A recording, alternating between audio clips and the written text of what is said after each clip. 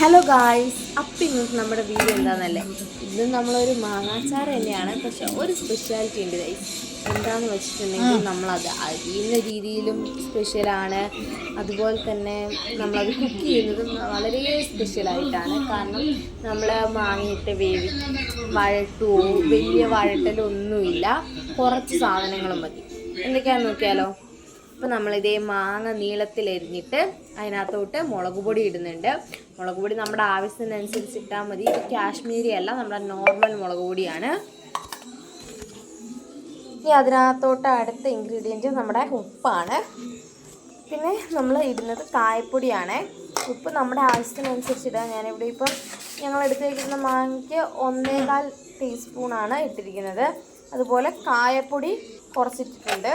എന്നിട്ട് അത് നന്നായിട്ട് മിക്സ് ചെയ്ത് വെക്കാവേ. നന്നായിട്ടൊന്ന് മിക്സ് ചെയ്യണം.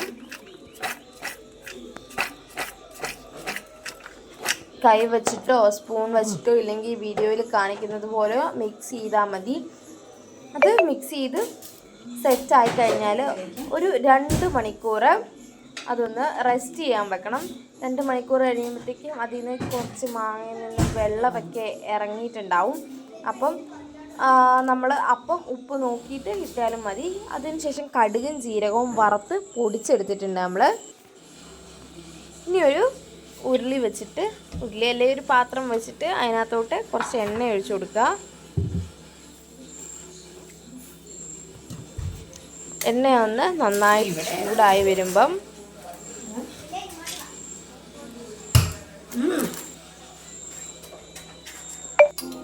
നമ്മുടെ വെളുത്തുള്ളി നമ്മൾ അരിഞ്ഞത് ഇട്ട് കൊടുക്കുന്നുണ്ട്. നീളത്തിൽ കട്ട് ചെയ്തത് മാങ്ങേൻ്റെ ഷേപ്പിൽ തന്നെ കട്ട് ചെയ്തതാണ്. അതിനകത്തോട്ട് നമ്മുടെ ഇഞ്ചിയും അതുപോലെ തന്നെ കട്ട് ചെയ്തത് ഇട്ടിട്ട് നമുക്ക് ജസ്റ്റ് ഒന്ന് ഇളക്കാം.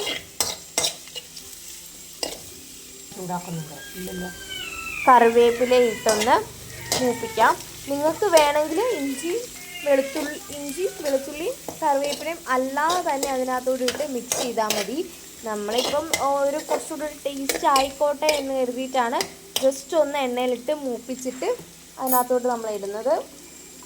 ഒന്ന് ജസ്റ്റ് ഒന്ന് സോട്ട് ചെയ്തെടുത്തിട്ട് അതിനകത്തോട്ട് ഇട്ടാൽ മതി.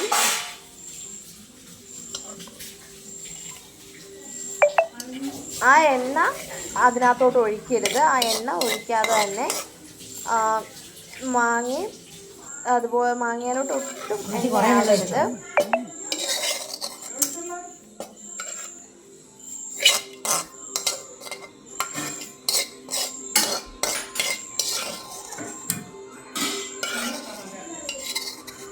ഇതൊരു പ്രത്യേക ടേസ്റ്റാണ്. നമ്മുടെ നോർമൽ അച്ചാറുകളെക്കാളും കുറച്ചുകൂടെ ടേസ്റ്റാണെന്ന് എനിക്ക് പേഴ്സണലി തോന്നിയിട്ടുണ്ട്. അതിനുശേഷം നമ്മൾ അതേ എണ്ണയിൽ തന്നെ ഉണക്കമുളക് ഒന്ന് വറുത്തെടുക്കുന്നുണ്ട്. ഈ ഉണക്കമുളക് വറക്കണമെന്നില്ല, ചുമ്മാ ഒന്ന് ക്രഷ് ചെയ്ത് എണ്ണയിലിട്ട് ഇതുപോലെ വറക്കണമെന്നൊന്നുമില്ല. ചുമ്മാ നമ്മൾ ജസ്റ്റ് ഒന്ന് ഒരു പാനിനകത്തൊന്ന് ചൂടാക്കിയിട്ട് ഇട്ടാലും മതി. പക്ഷേ ഇങ്ങനെ എണ്ണയിൽ വറുത്ത് പൊടിച്ച് ഇടുമ്പം കുറച്ചുകൂടെ ഒരു ടേസ്റ്റാണ്. ചില്ലി ഫ്ലെക്സ് ഉണ്ടെങ്കിൽ അതിട്ട് കൊടുത്താൽ മതി.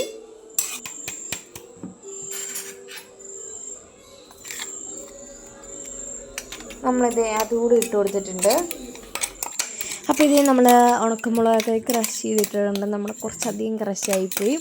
അതുപോലെ തന്നെ നമ്മുടെ കടുക് പൊടിച്ചത്, കടുകും ജീരകവും നല്ല ജീരകവും പൊടിച്ചതും നമ്മൾ ഇട്ട് കൊടുക്കുന്നുണ്ട്. ഇട്ടിട്ട് നന്നായിട്ട് മിക്സ് ചെയ്ത് കൊടുക്കാം. ഇതൊരു 2-3 ദിവസം ഇരിക്കണം, എന്നാലാണ് ഇതിൻ്റെ ഒരു എക്സാക്റ്റ് ടേസ്റ്റ് നിങ്ങൾക്ക് കിട്ടുള്ളൂ. നിങ്ങൾ എന്തായാലും ഒരു 2 ദിവസം വെച്ചിട്ട് എടുത്ത് ടേസ്റ്റ് ചെയ്ത് നോക്കുക. നോർമലായിട്ട് ഇപ്പം തന്നെ കഴിക്കുമ്പോൾ ടേസ്റ്റ് ഇല്ല എന്നല്ല ഞാൻ പറഞ്ഞത്.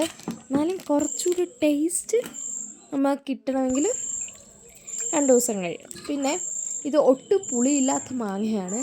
കുറച്ച് പുളിയില്ലാതെ നമുക്ക് എന്താ പറയുക, കഴിക്കത്തില്ല മാങ്ങാച്ചാറൊന്നും. അപ്പോൾ നമ്മൾ ഒരു ഇച്ചിരി എന്ന് പറഞ്ഞാൽ വളരെ കുറച്ച് വിനാഗിരി മാത്രം ഒഴിച്ച് കൊടുക്കുന്നുണ്ട്.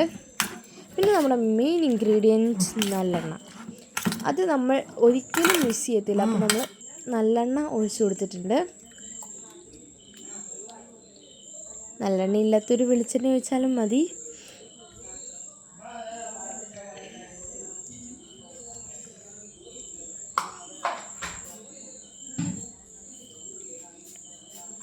ഇതാ മിക്സ് ചെയ്തെടുക്കുന്നുണ്ട്.